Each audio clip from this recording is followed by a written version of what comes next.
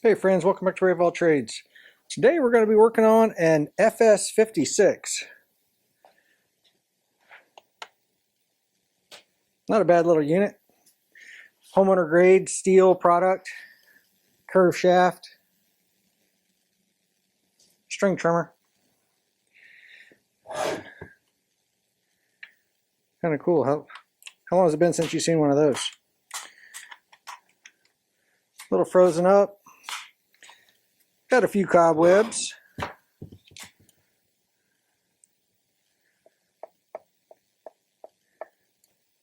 motor mount feels a little bit loose. Still has a Stihl brand carburetor on it. Let's see. Compression feels really good. So here's my concern. The person that dropped this off said that he was fairly confident somebody had straight gassed it and was asking if I could use it for parts. I don't get a whole lot of 56s in here, but it's a Stihl product, right? I love Stihl. I love Husqvarna, Echo. Let's see. The spark plug boot came off there real easy. So not making very good contact there. But before we start digging into it too much to find out, do I want to add some oil to it, things like that, or is this thing even worth digging into? Yeah, that's really white. Like she was running lean. So it might be burnt up. Let's take a peek inside that cylinder and see what's going on. Let me get you guys set up.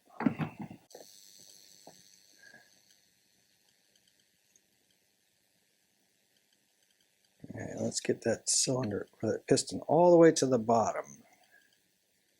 Right about there. All right. Let's see. It looks like those are just reflections off of here, right? So our biggest concern would be whether or not the cylinder was scored up.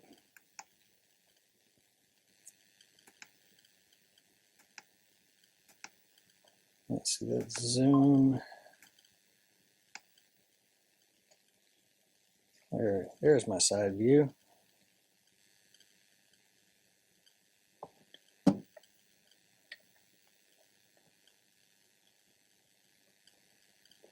don't know if you guys are picking up on it because there's kind of a bit of reflection there, right?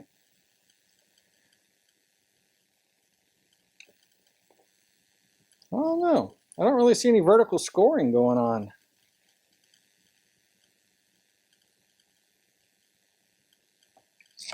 The most common two things to pull off of here would be the exhaust and the carburetor to check it out. Let's just see if this thing fires. That gas might be a little bit old. Let's check it.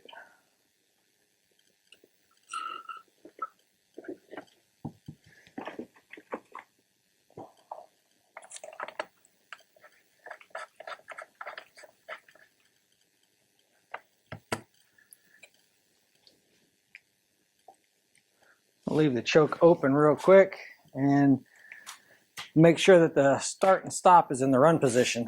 Let's just see if it fires or does anything.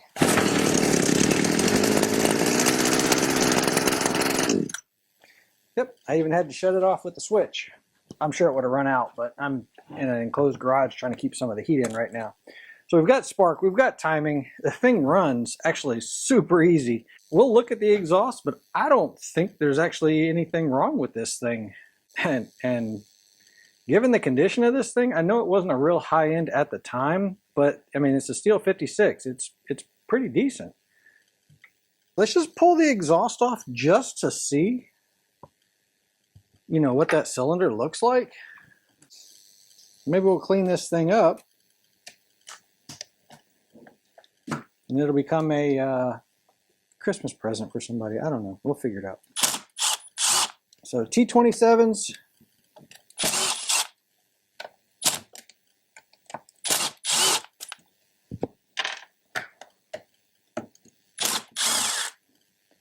This thing's actually built pretty well.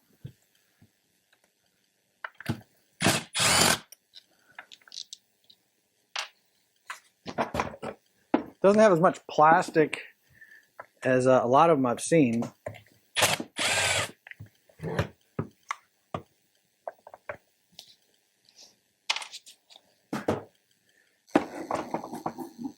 Let's see.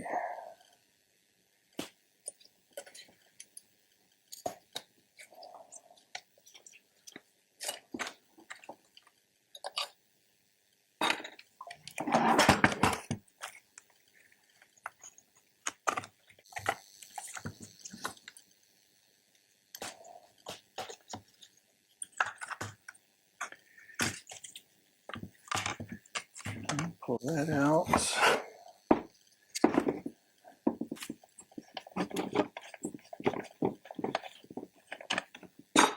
Now look how solid that muffler alone is. It's a pretty decent little unit.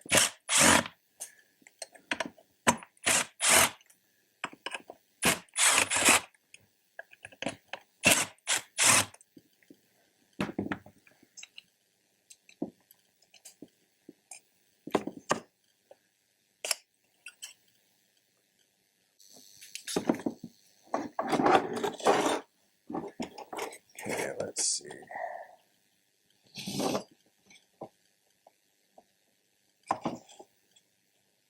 Well, I can see why we were running lean. It didn't hurt anything. Very surprised. But let me show you what I'm looking at here. All right.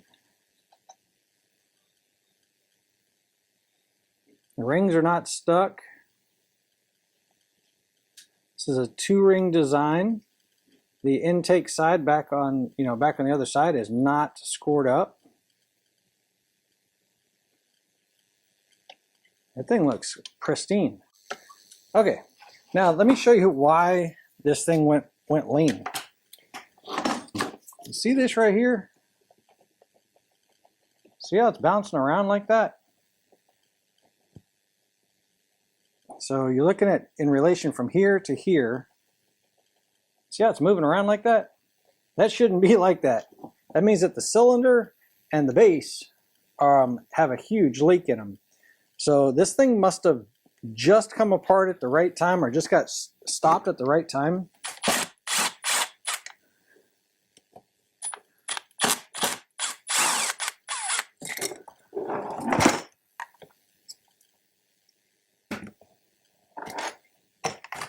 Okay. You see it now? So focus on that screw right there if you can. So you see how the cylinder is just basically moving around. I want to try to tighten them real quick. We're going to take it off, but I want to try to tighten them to find out, did the bolts strip? You know, the head bolts, did they strip, the cylinder bolts, or did they just come loose? Let's see. Looks like it only uses 2. Yep, that tightened up okay. And that tightened up okay. Well, we're still going to pull this thing apart because we're going to want to reseal that gasket. Any sort of debris and whatever else that was able to come up into that gasket while that was loose is still there, and it's just going to get mashed inside there. So we do want to take this off.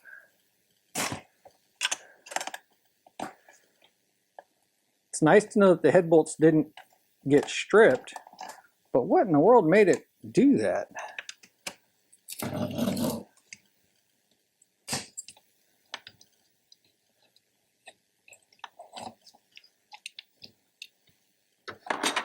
See, can I get the...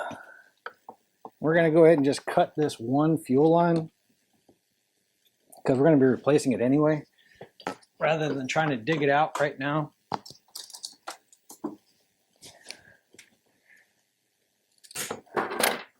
Oof, that was like cutting a cracker. All right, and then we have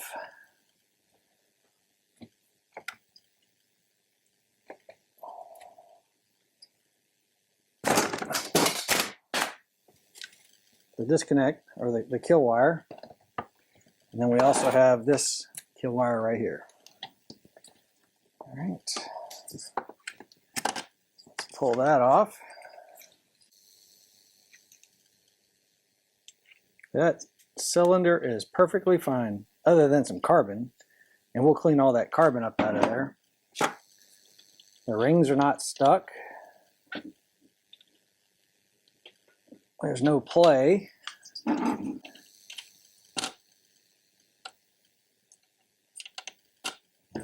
Base gasket was probably okay until the bolts loosened up. But yeah, you can see the silicone or whatever was here, which I don't remember that Stihl would have put silicone on there. But you see how wet that is? So it was leaking really bad out of there. Let's see. Let's loosen up the throttle cable. We'll take off just the top side. That'll help us remember which one.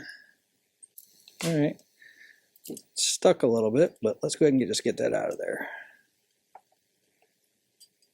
Okay.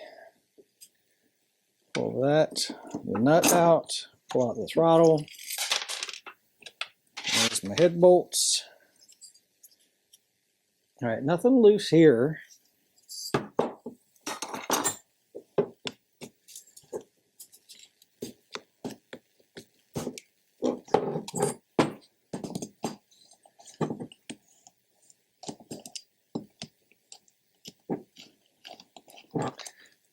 So I don't believe this thing was straight gassed.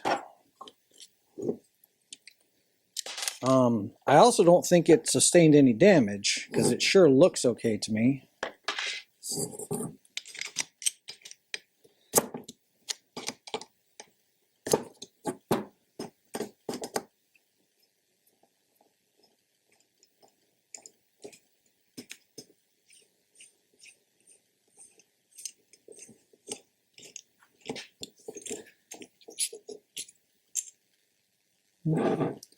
That gasket looks okay. The base gasket of the carburetor looks okay. The intake block does not appear to be loose.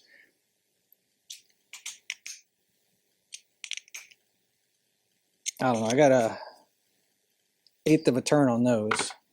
This is made out of a really brittle old plastic, and if you don't have to take it off, don't. If it was really loose and it had dirt behind it, I would say it's probably worth taking it off, but you got to be real careful with these things. You can tighten them up and they will break, and then when you go to find one, they're almost impossible to find, and it'll cost you more than the whole unit is worth trying to find those pieces. Let's get the carb apart. So far what I'm looking at is just some new gaskets, some Durco, fuel line, and elbow grease.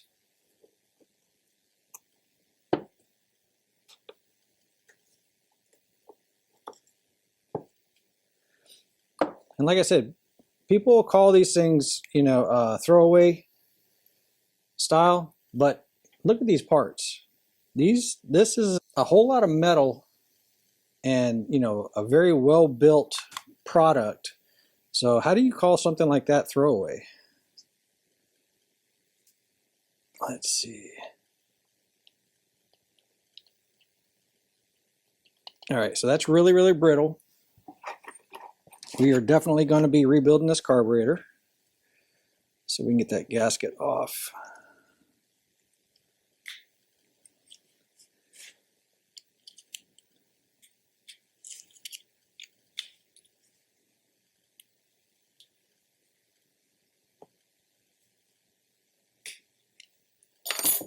Y'all heard that come off of there? It's not clicky clacky because it's really just not moving at all. Let's see. Needle still moves okay.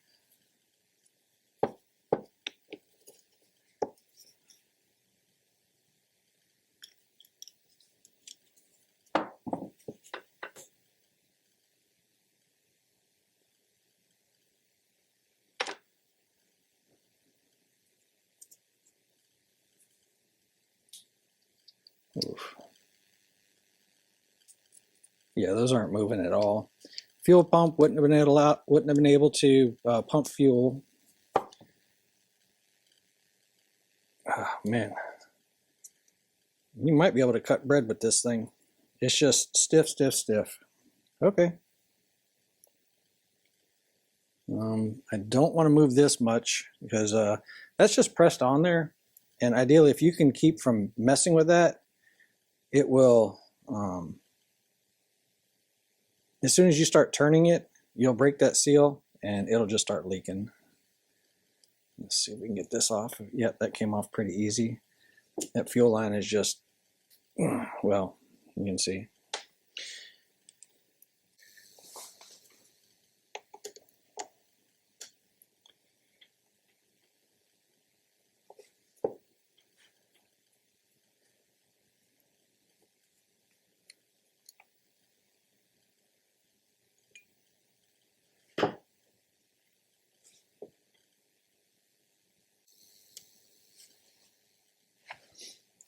So you see that ring right there? Your faint ring right there, that's where it was sealing up. Let's see if I can get that focused any better.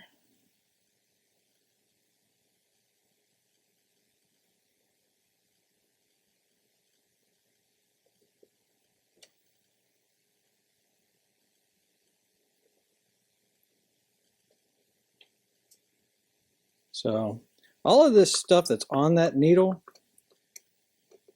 does need to come off of there, because any of these pieces that come loose could end up on that one corner right there. Right, let me see, that one point or that one ring right there. Any of these pieces come loose and end up right there on that ring. That'll stop it from sealing up properly. So anyway, it needs a rebuild kit with a new needle.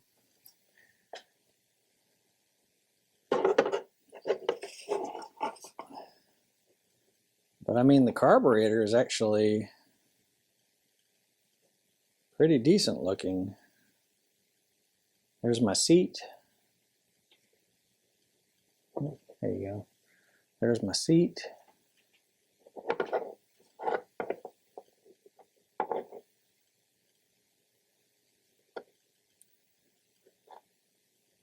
There's my drillings. You can kind of see them. Those two holes.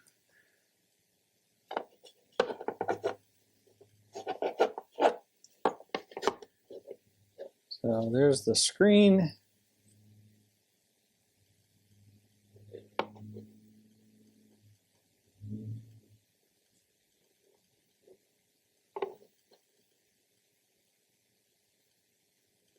There's the throttle lever. And behind this, so let's see, we're going to take a look here. So the throttle lever here comes all the way through right here, right? Ends up over here. Well, behind this little hole, this is what we're going to look at. Behind that little hole is usually an accelerator pump.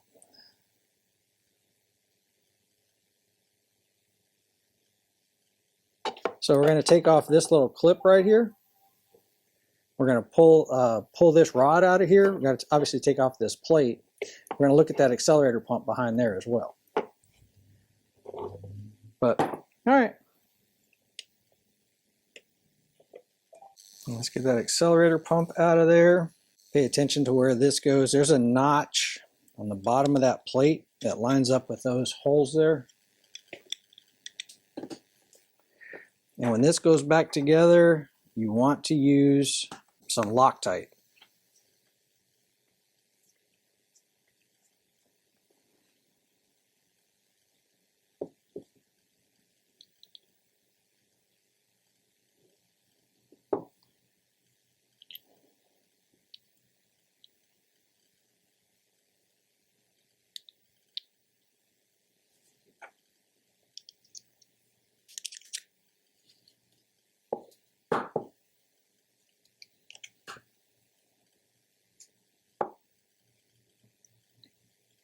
And I usually try to keep that in the same orientation.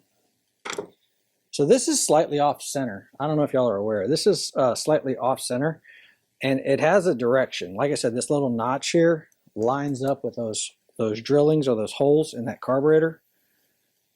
So it has to go on a certain way. All right. Usually you just push in on the throttle, push in on that, and then a small screwdriver, pliers, or something like that can usually take off this E-clip. There we go. This little E-clip comes out, and then you put your thumb over the top of that hole while you pull this shaft out of here. Okay. And please note the way your springs are done. So you see it's over the top of that one, and it's under this lip over here.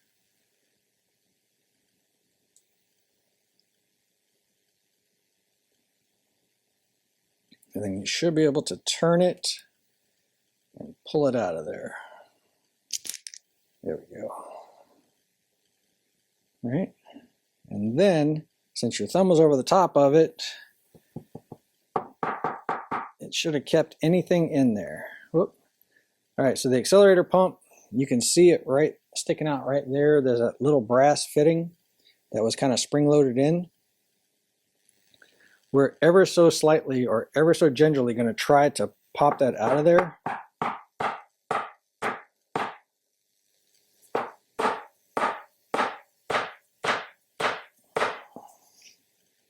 Yeah, it's not wanting to move. We're going to use a little dental pick and get inside there and try to pull it. What we don't want to do though is hurt the O-ring that's behind that.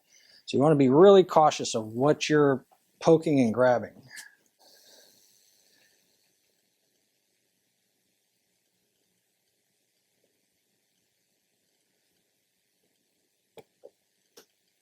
There we go.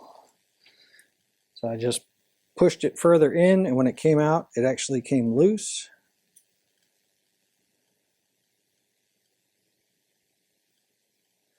There's the spring, there's the cup, and I thought this one had a ball, but I guess it doesn't. All right, and that right there is your accelerator pump. So when you give it throttle, a little bit of fuel ends up inside there, and it pushes that extra fuel in. So it works just like a carburetor on a car. Little accelerator pump.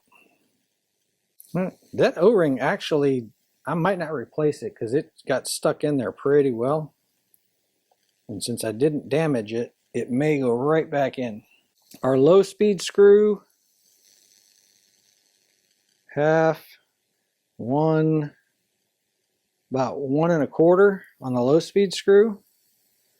And the high speed screw, half, 3/4. So 1 1/4 and 3/4 on the mixture screws.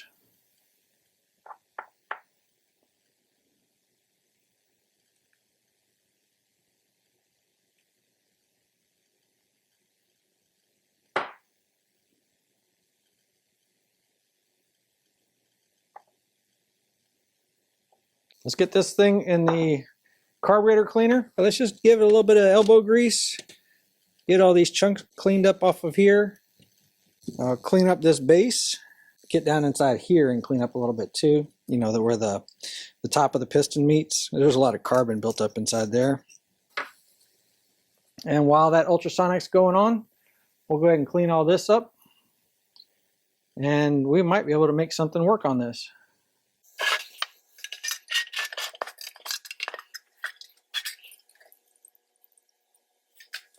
Now it's really strange. This stuff smells just like the evaporust. I don't know what's in it, but that's what it smells like.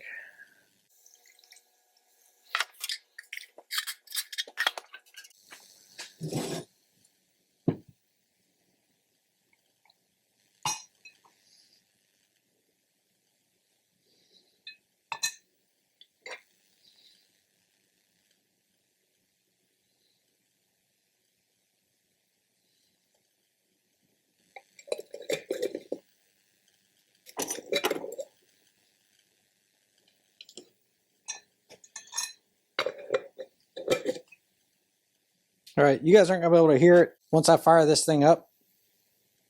So we'll put this in this cleanup in fast motion.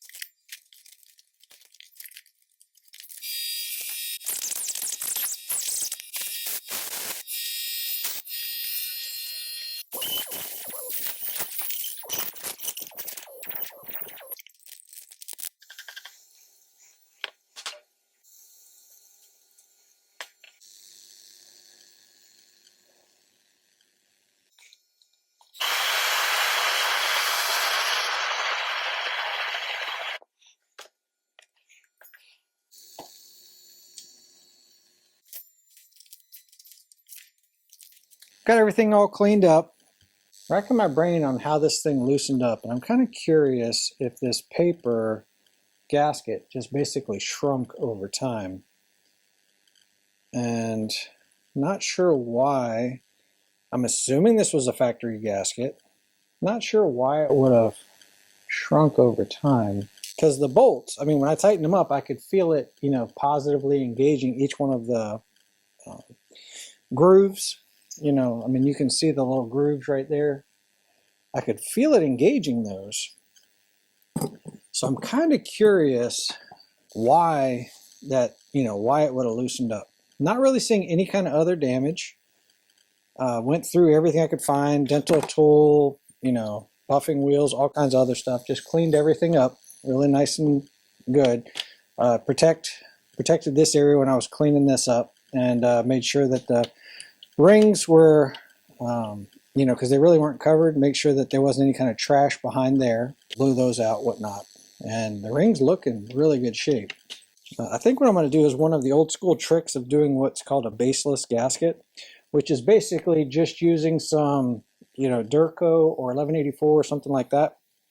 I really don't want to utilize this gasket. That's usually what you would do, is put this gasket back on, put the sealant on it. You know, I mean, the best way is obviously replace this gasket. If you don't have one, though, this is second best, right? So I don't really want to use that because I know that it's got creases and stuff inside it. I think what we're going to do is get some clean, I say clean because this is a used tube, so the very first bit of this that's coming out is going to be hardened up. So get some clean Durco, make a nice bead around this base, make sure that it's not going into the cylinder itself, and then we will put this thing back together using just some sealer and see what it does. You can see this Durco is rated at 315 degrees Celsius, so it's some good stuff. Let's make sure that this is nice and clean, and we will soap this thing up. Let's start on the other side.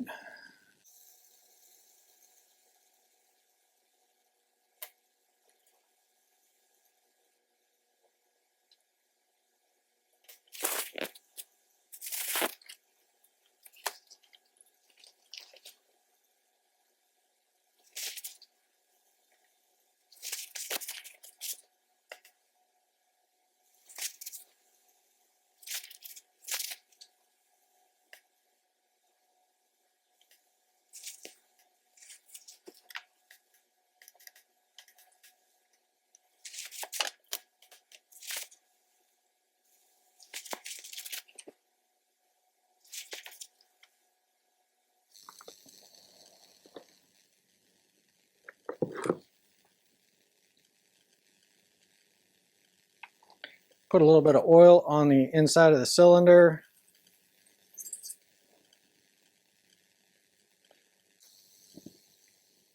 Okay, make sure my rings are lined up with the locator pins. And I should be able to, because this cylinder has a groove, a taper to the front, I should be able to rock this back and forth and let it slide on.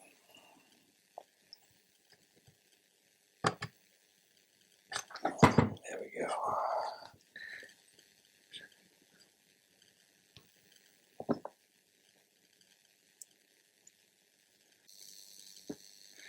A little bit of blue Loctite on the cylinder bolts. Try to make sure it doesn't happen again.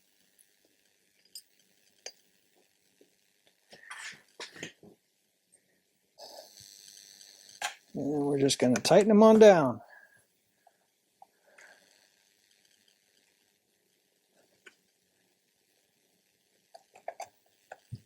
Normally I would say crisscross pattern, but there's only 2 bolts.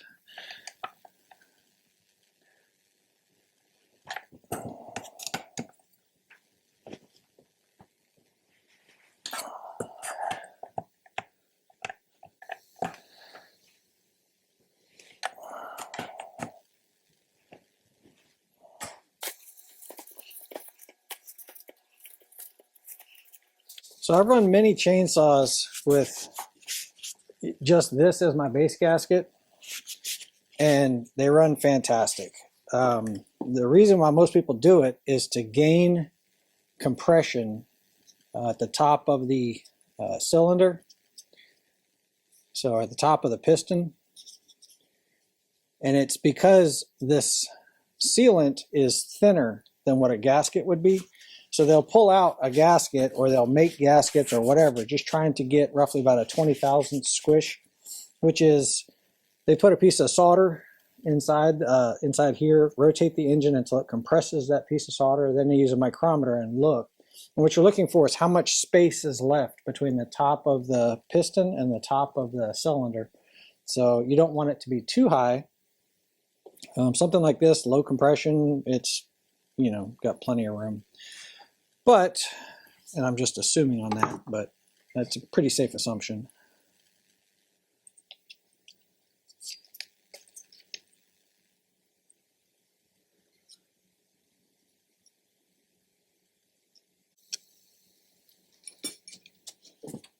Then here's another little trick that some viewers taught me, and that is to put a little bit of Loctite on your exhaust bolts.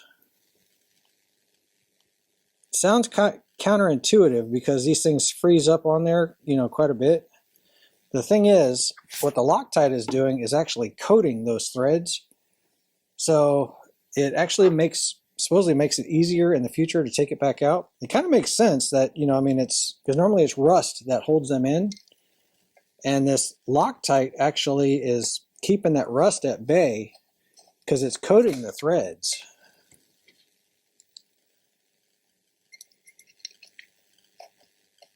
So since I've heard that, anytime I think of it, I try to do it. It makes perfect sense.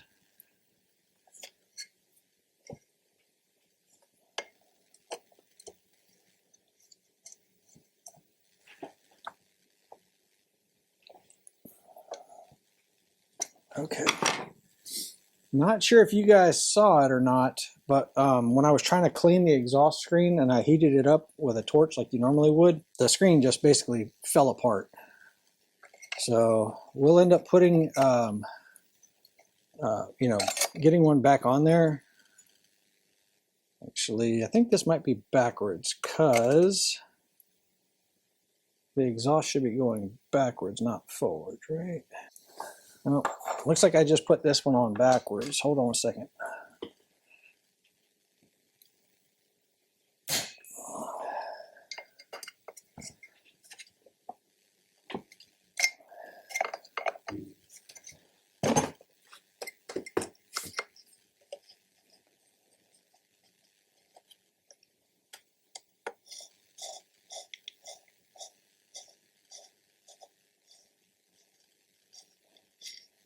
I didn't realize this thing was tapered. It actually makes perfect sense because there's a cutout right here. I'm glad it was tapered. I would have had it on there backwards.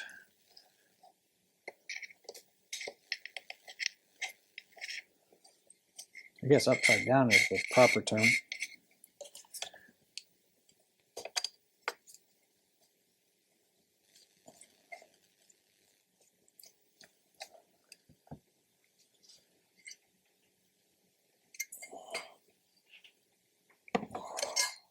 Okay.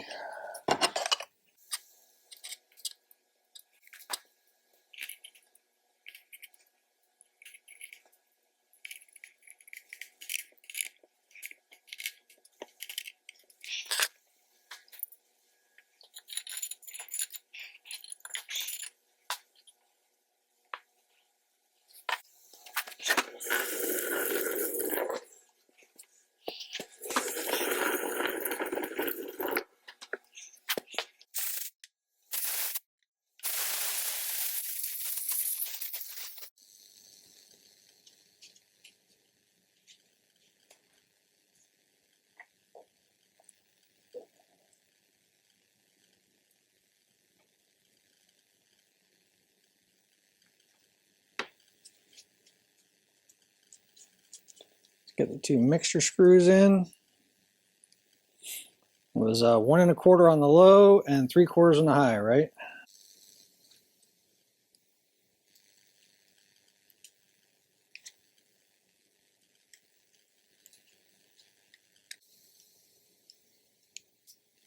Let's see. Half, 1, so that'd be 3/4 on the high.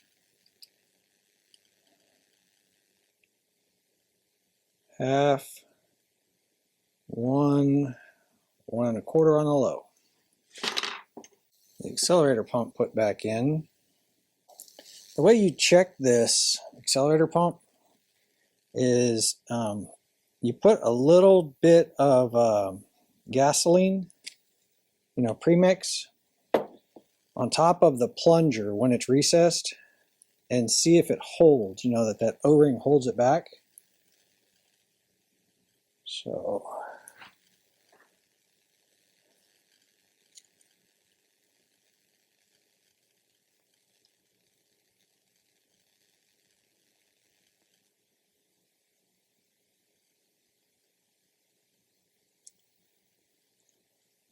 okay.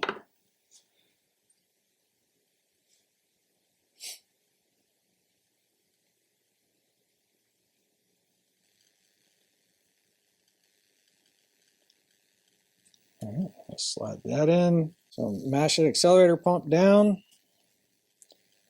slide the throttle rod in, look for where your spring contacted, which was down here, like that. And before you get too far, put this clip on there to make sure it doesn't go flying out across the room. So we're going to use a little bit of Loctite here. Actually, we're going to use red Loctite on this one, because we don't want it to come out.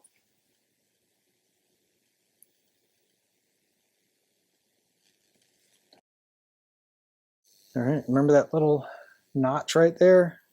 That lines up with these holes down here.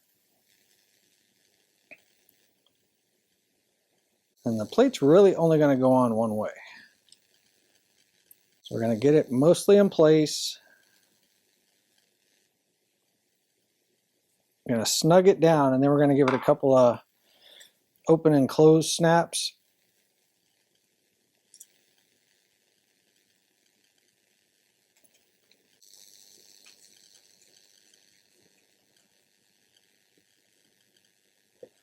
Okay, so just a little bit loose.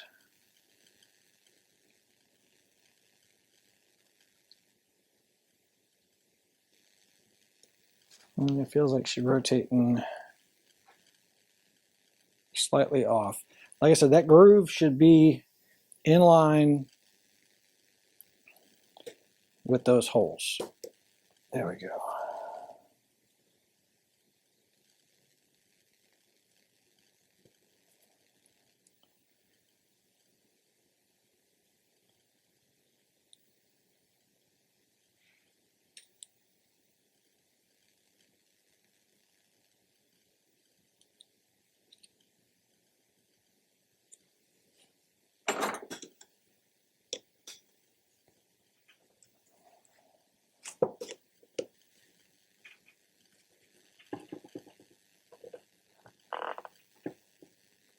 Okay, I was holding pressure on this, keeping it so that the plate wouldn't turn while I snugged this up. So, and it looks like my spring tension isn't quite right.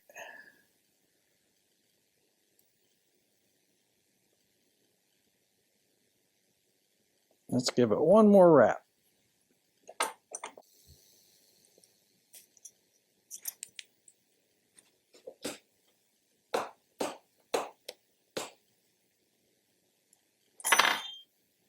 And it should snap back kind of like that.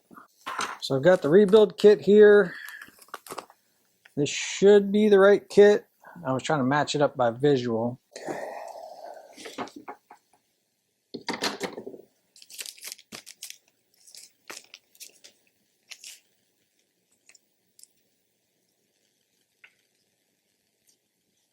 Let's see. Yep, that should match up.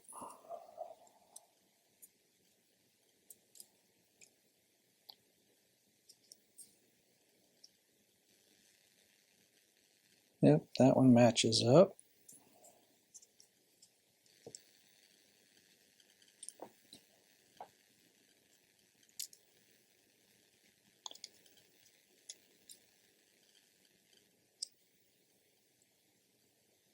And that one matches up. Actually, and that one matches up too. I think that these the fiber gaskets are supposed to be better for ethanol. Not positive of that. And then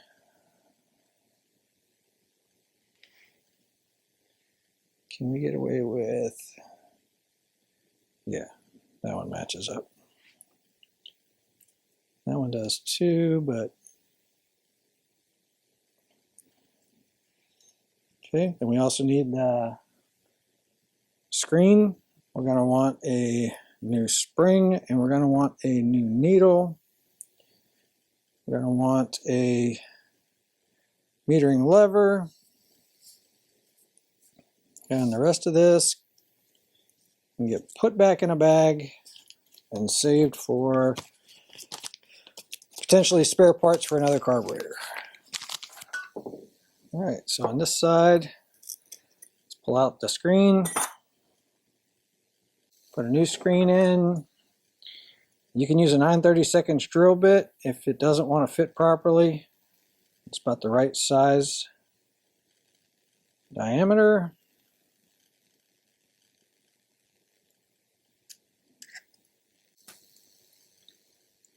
And my fuel pump gasket, fuel pump diaphragm.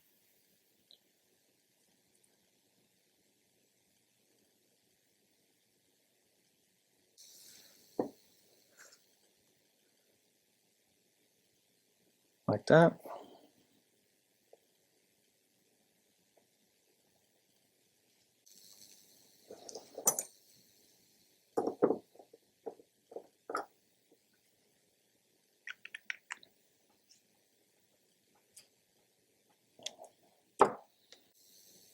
I'm noticing that the what caught my attention is that the idle speed screw is not even touching that arm right now. Let's go ahead and crank that in so that it at least touches.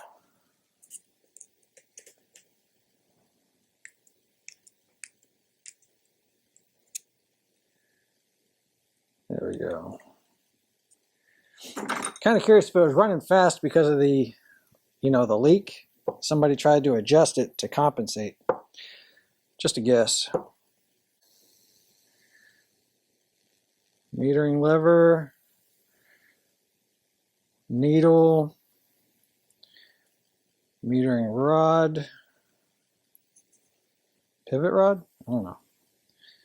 Drop the spring in here and try to balance it.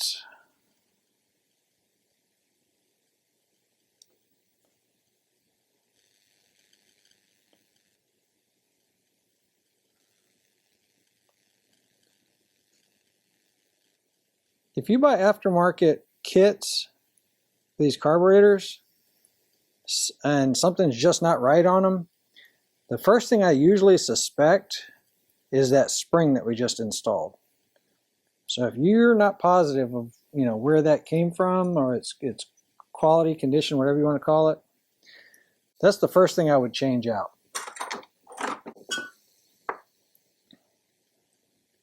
Because the tension of the spring I've seen has been widely different.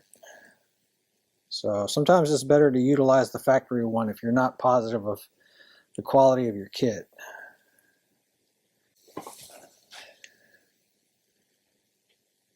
Snug that down. Got my Walbro gauge. And looks like it needs to come up just a little bit.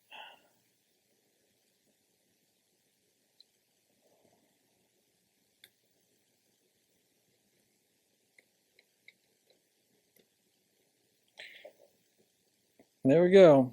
So it's a WT, which is written right there on the gauge. It's WT. So you just set it right there on that edge. And what you're looking for is that this just barely touches right here. Perfect.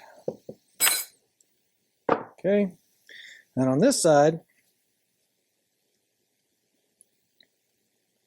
the gasket goes first.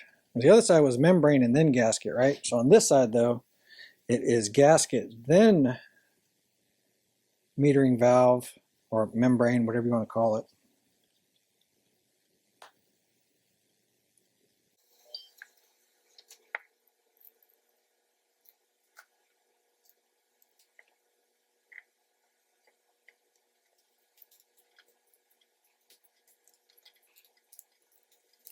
And there we go.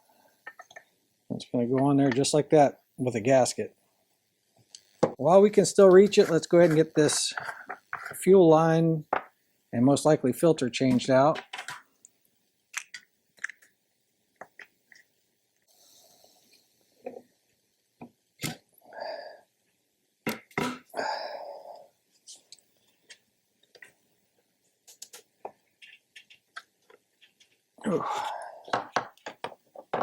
Yeah, she smells pretty bad. Let's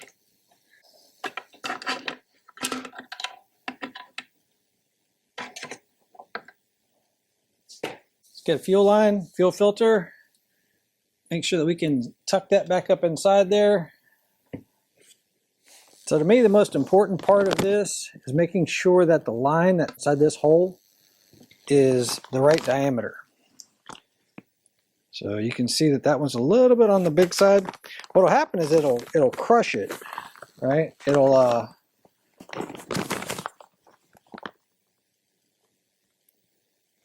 that's about the right diameter of the old one. Let's get a micrometer real quick. 4.6 millimeters. 4.69 millimeters. It's probably 4.5 millimeter. So that one, 4.9. Basically 4.9 on that one too. 4.85. It's getting closer. That might actually be doable.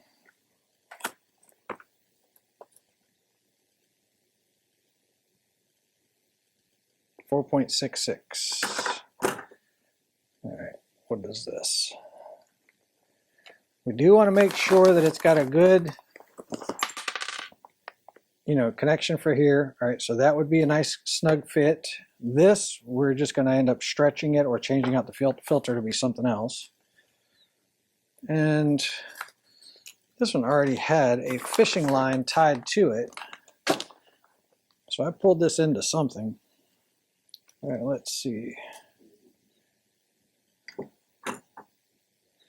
Is this line long enough? Oh yeah, this line will be plenty long enough. If I add that to that and that, yep, that'll be plenty long enough. I don't know if y'all have ever heard me talk about this before. We're gonna talk about it while we're putting this thing in.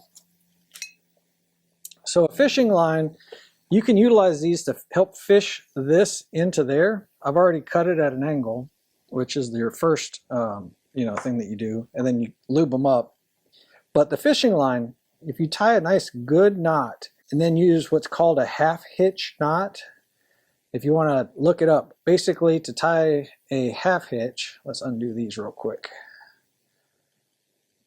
Okay, so if I just start pulling on the knot, there's a pretty good chance it'll come out. But if I want that, the more I pull, the more it tightens up. What I'll do is I'll put a half hitch on there. So I don't know if you can see it, but basically it's just like a loop that goes underneath itself. So the more I pull, the tighter it compresses. Y'all see that? So all I do is I take this loop, right? I just take a loop and I invert it one time and I wrap it through, okay? So what happens when I go to pull on it is it gets tighter as it goes. It compresses this as it goes. Let's see if we can shove enough in there that it just finds its way out.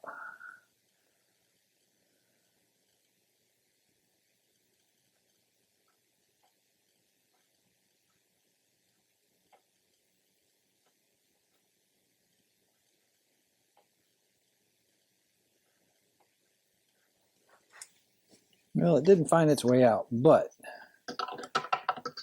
I see it in there.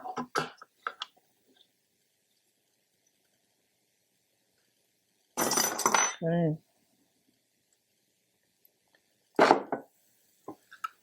Let's lube it up. And while I'm pushing on the hose, I'm going to be pulling with the fishing line.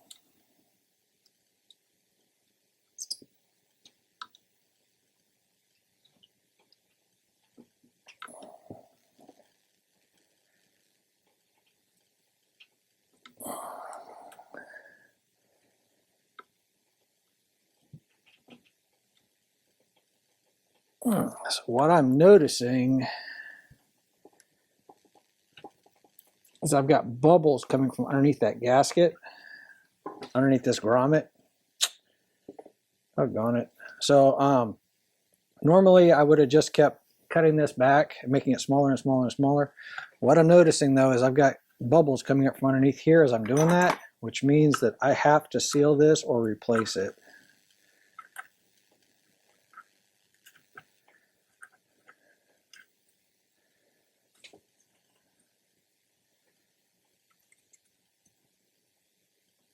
Ideally, if you leave them alone, you can get, put a new hose in there and you're good to go.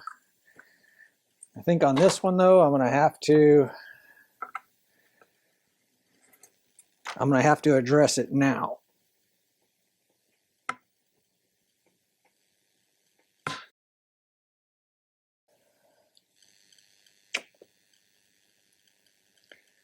So let's go ahead and get the fishing line, or go ahead and get the hose in.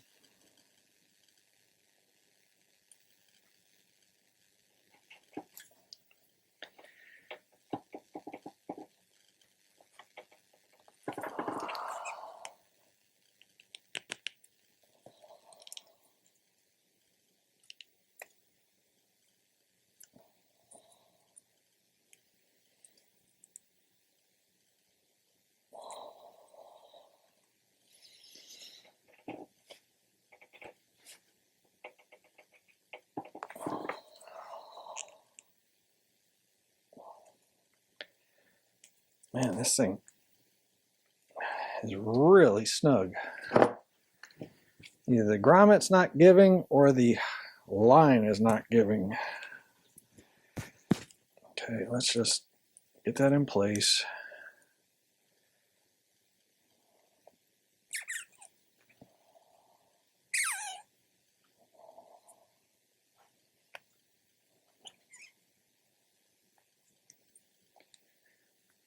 Cut that there.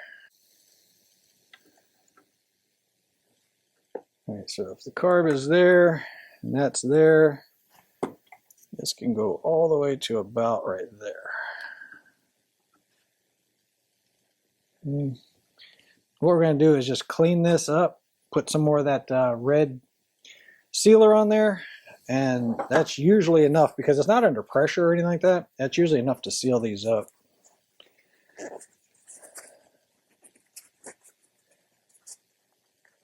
See, let's get the WD-40 off of there.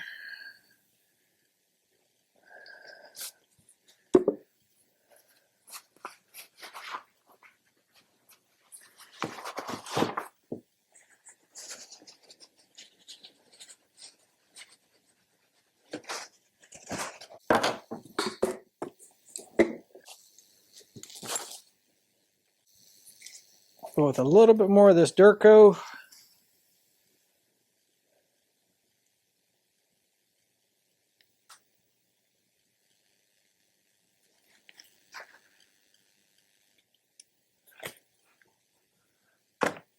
And then we will attempt to not make a giant mess.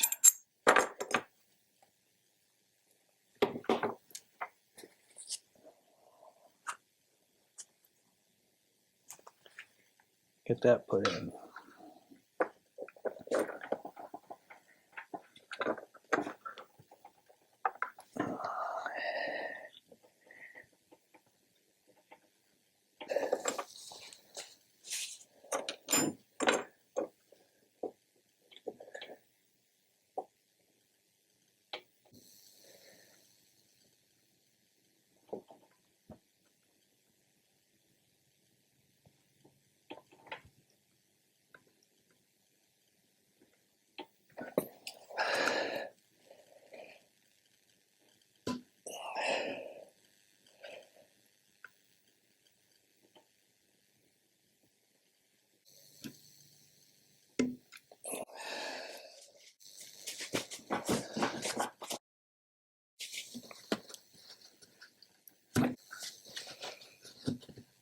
That was a lot harder than it should have been, and it's because that grommet is old.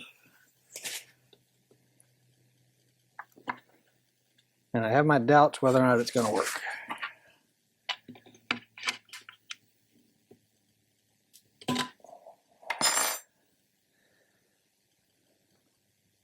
See if I have one with a small opening on it. There we go. Believe it or not, it's a brand new filter, but my fingers were dirty. Okay, let's get that on there.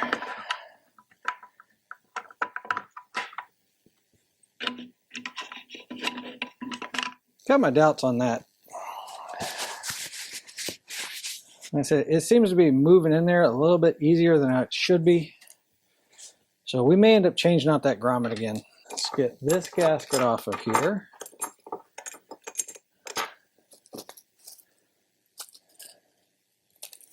We may end up having to use that gasket. It's a little bit bigger than what I was expecting.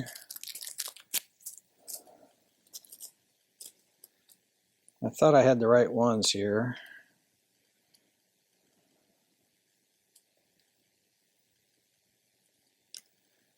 What does the throat of the carburetor look like?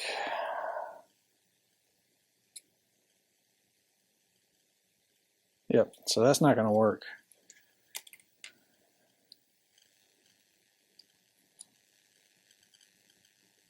I think we may end up using, we're using that gasket. This is before the metered air. The one after that is the one that I care most about. Let's see. That should have been up that way. That should make this way. The one that is the most critical is going to be that impulse line right there that lines up with that hole right there. That small hole. And that looks like a decent fit.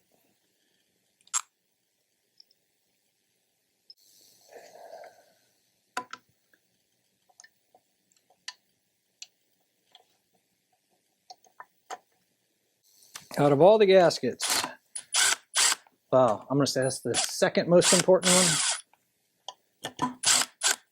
The most important one would have been the base gasket that was the original problem. That would have been the most important one. The second most important one is going to be this gasket right here between these two, because the carburetor has already set the stoichiometric ratio of 14.7 parts of air to 1 part fuel.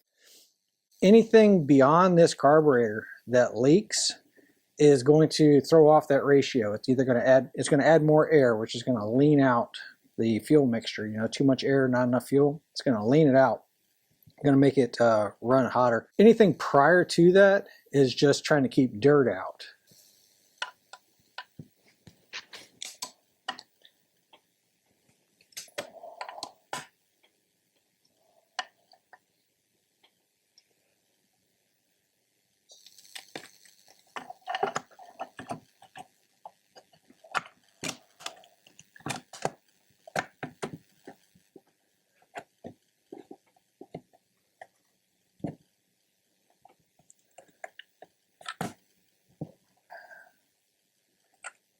connect that real quick. That's on there.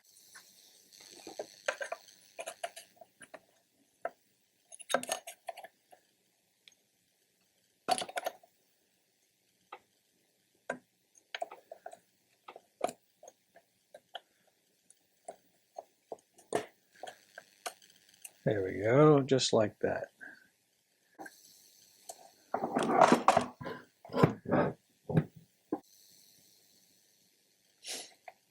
This ground lug went right on here. And that went right down through there. Okay. Put the locking nut on there.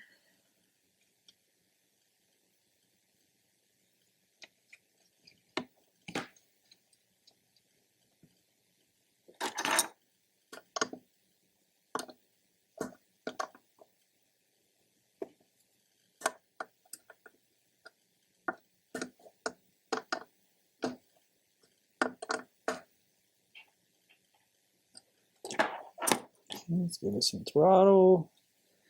Drop the cable in. Make sure that works. Now that cable is a little bit stiff.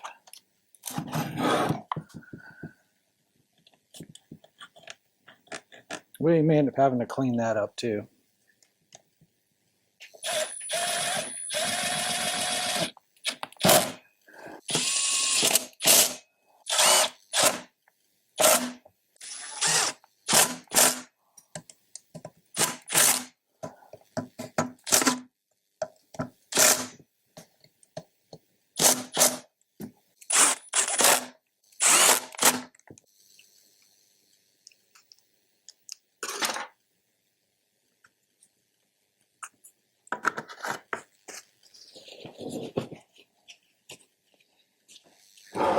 Throttle seems to be responding okay. Put a new plug in. That seems to be pulling out okay. I guess it's just some sort of a dust cap there. Yeah, all we need to do now is fill it up with gas and give it a try.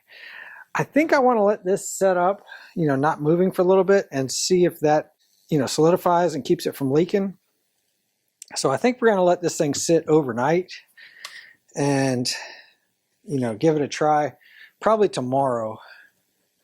I think we should at least take a peek and see how we're looking as far as string goes.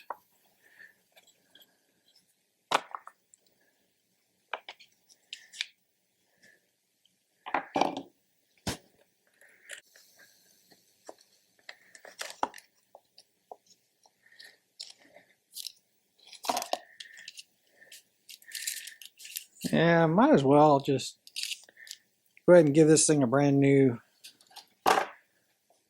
string, brand new line.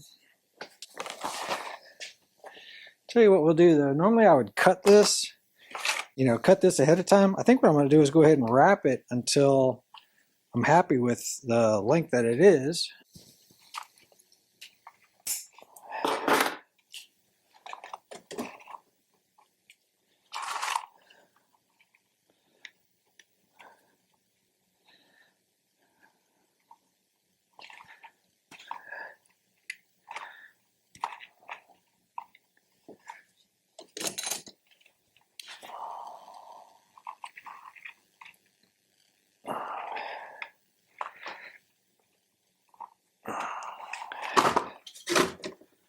Well, I didn't mean to do that.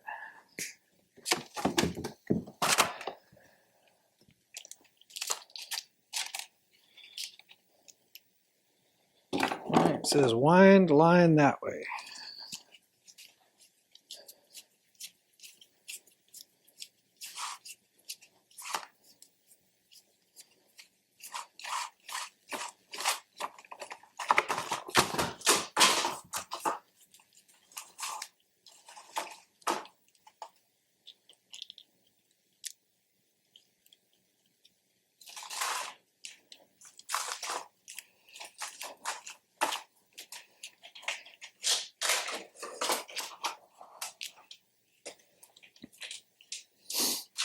I don't know if that's too much or not. I guess we'll have to find out.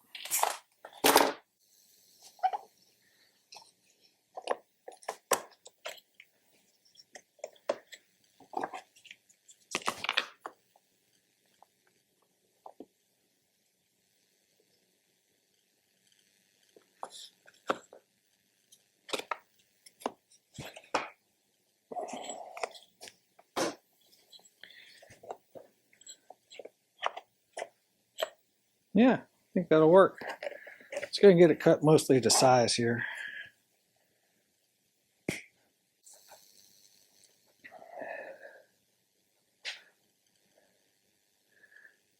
String cutter could use a little bit of sharpening.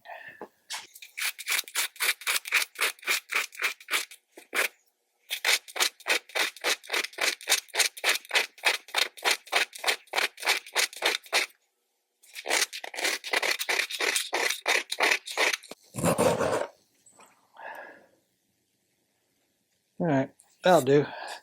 All right, y'all, we got her topped off with gas. Let's squeeze this and put it to start position. That'll hold the throttle up on fast idle.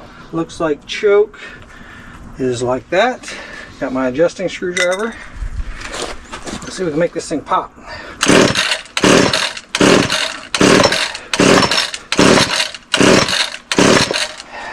Nope, no pop. Let's go half choke.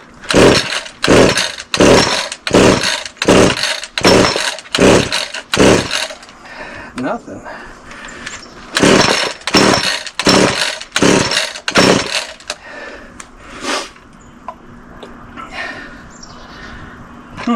Let's see if the plug's wet. I'm kind of curious if I'm not pulling fuel up properly. You know, if the fuel pump on the carburetor is not working like it's supposed to. It's possible.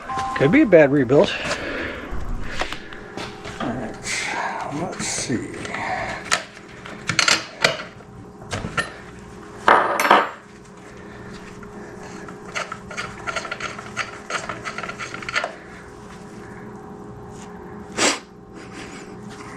Well, the plug's not wet. Are we not pumping fuel? Tell you what, let's just go ahead and add a little bit of fuel to it.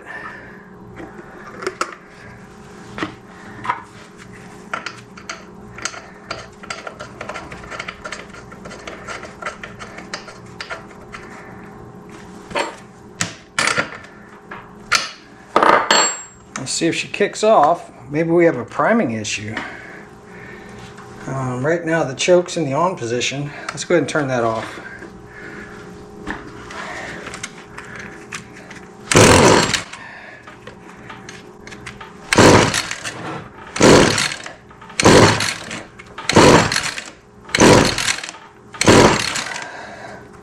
Put the choke on.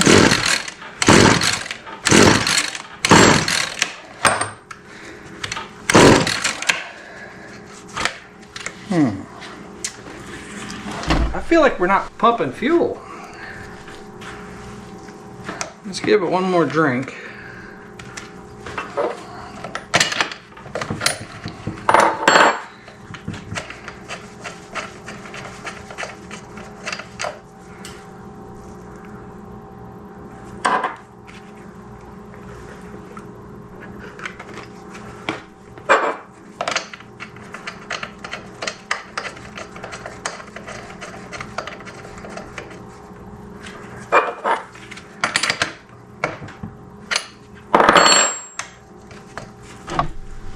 Okay, let's try it again. Yep, she is not pumping, or not pulling enough fuel for some reason.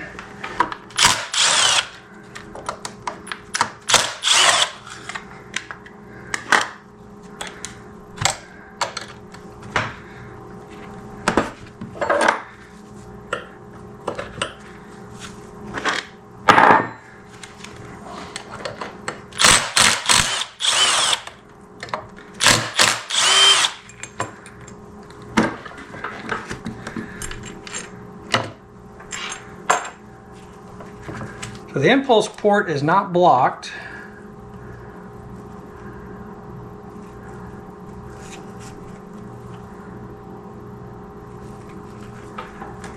Okay. Alright, let's just put a vacuum on this thing real quick. Yeah, that works. Let's see if any fuel starts coming up. Oh yeah.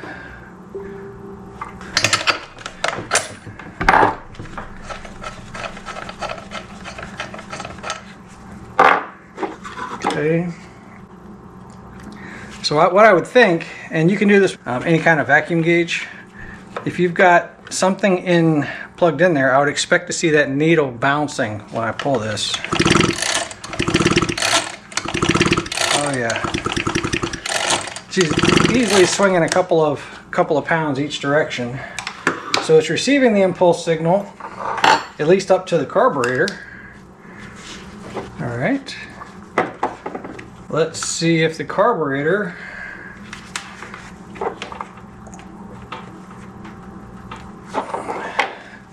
can hold 10 pounds of pressure.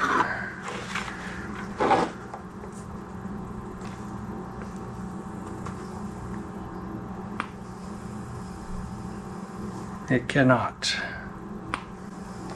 How about vacuum? It's not holding pressure or vacuum. So that needle and seat is not sealing up.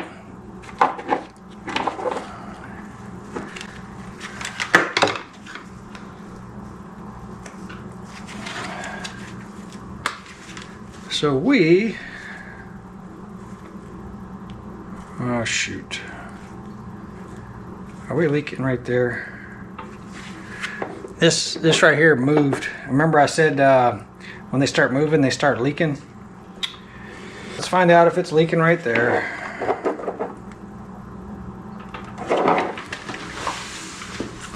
Hope this camera is working. I used the small GoPro, thinking I was just going to be running a short how does it run video. Yep, we are leaking right there, right at that barb. Y'all see it?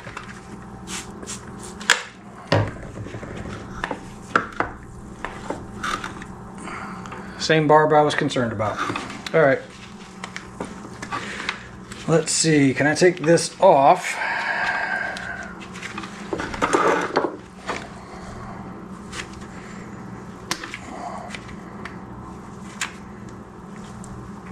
I think I even see the crack. Now by the time I get this off of here, it'll be irrelevant because it's gonna break when I take it off. So, but yeah, I saw a little hairline crack there. All right, let's see, does it hold pressure now? Yep, y'all see that? So it's not the needle and seat. Wasn't a bad carb rebuild. It was the infamous L. Alright, let's put that to the side. Let's figure out if we can just attach this hose directly to this fitting. Hopefully y'all followed what I was doing there, right? I put fuel into it, started right up. That tells me that my spark, my compression, my timing, all of that was correct, right? For the most part. Then we looked at, was there a restriction on the fuel line, right? I pulled just a small amount of vacuum, it pulled it right up. I used that clear hose so that I don't put fuel into my diaphragms here. You know, I mean, I stopped it before it reached here. So we knew that there wasn't a restriction here. So then I checked, okay, well, am I getting an impulse signal out of here? So I just stick a vacuum pressure gauge on there. I just use something like this, but just put a little needle right there at that small hole right there and just give it a pull, and you should see it fluctuating back and forth, which is the impulse hole directly below the piston. As that piston moves up and down, it creates a vacuum and a pressure. That's what drives the fuel pump on this. So that signal is what drives this.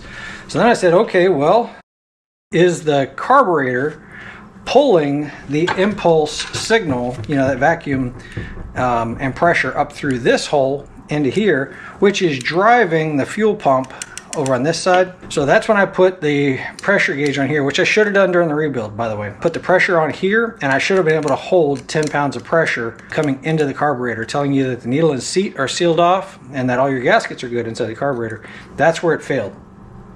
So then I start troubleshooting that part of it. Just so happened that this same piece that I was concerned about when we did the rebuild, said, hey, don't move this thing. Yeah, it ended up having a crack in it. And I don't know if it was the ultrasonic, if it was just age, if it was the fact that we, moved it, whatever. But anyway, that ended up being the culprit. So, and you can see this right here will cause it not to pull enough fuel, and this alone will make it run lean. So, let's see if we can make this connect to that fuel line without kinking anything. Let's see.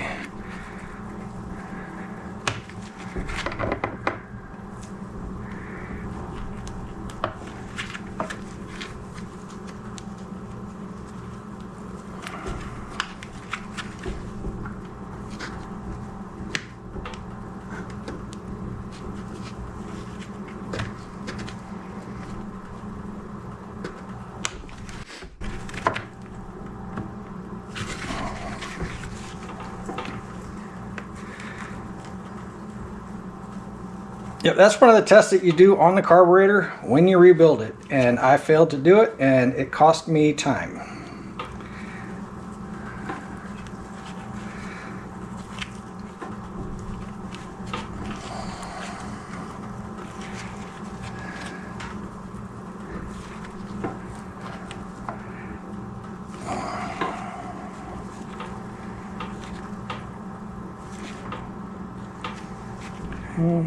Let's stay on.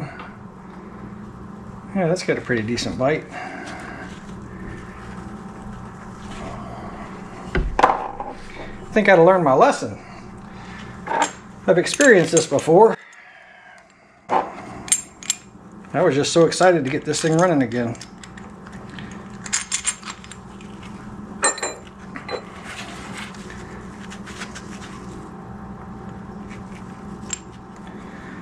Again, we're still at $0 on this thing. Well, not $0. Come on, I got a spark plug. I got some Durco. I've got some gaskets that I saved from other projects.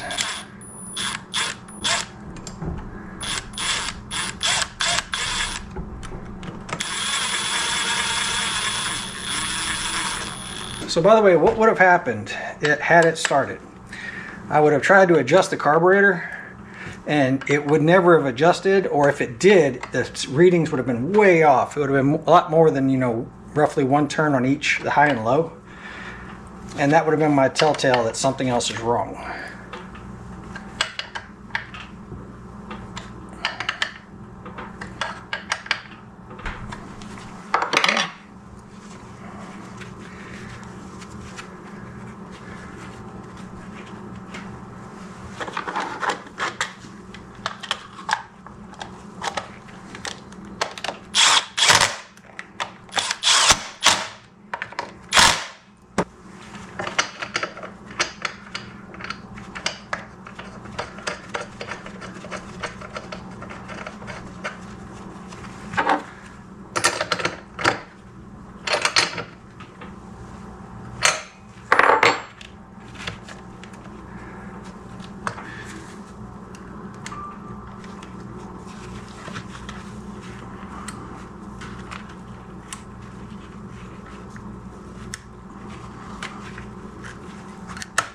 There we go. Okay, so let's take it outside and see if we can make it fire. So choke's on. I'm already in fast idle. If we can make it pop, then we'll move it to half choke. There it goes. I heard it roll. I don't know if y'all did. It was very, very subtle.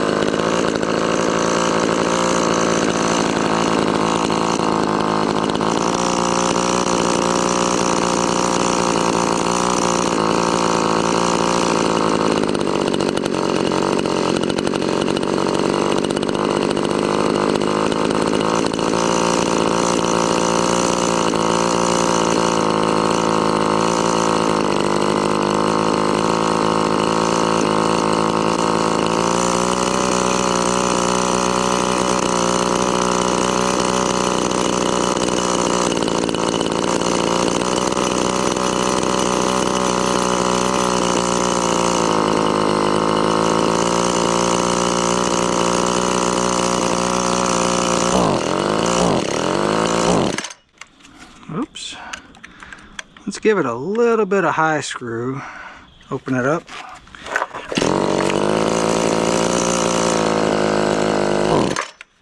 Oh, maybe a little too much.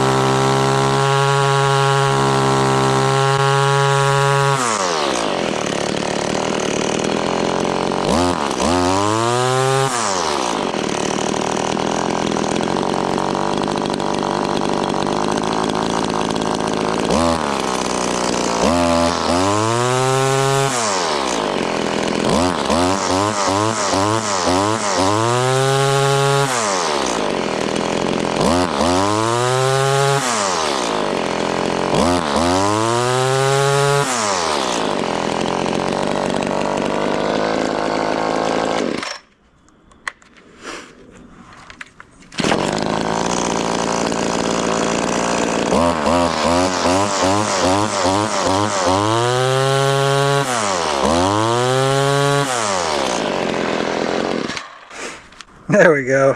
Stihl FS56. Hopefully y'all were able to see my adjustments and the noise it was making while it was running. But I mean, a half a pull and this thing fires right up. It doesn't have the horsepower of like the FS80 and things like that. But as far as lightweight, oh my gosh, this thing is super lightweight.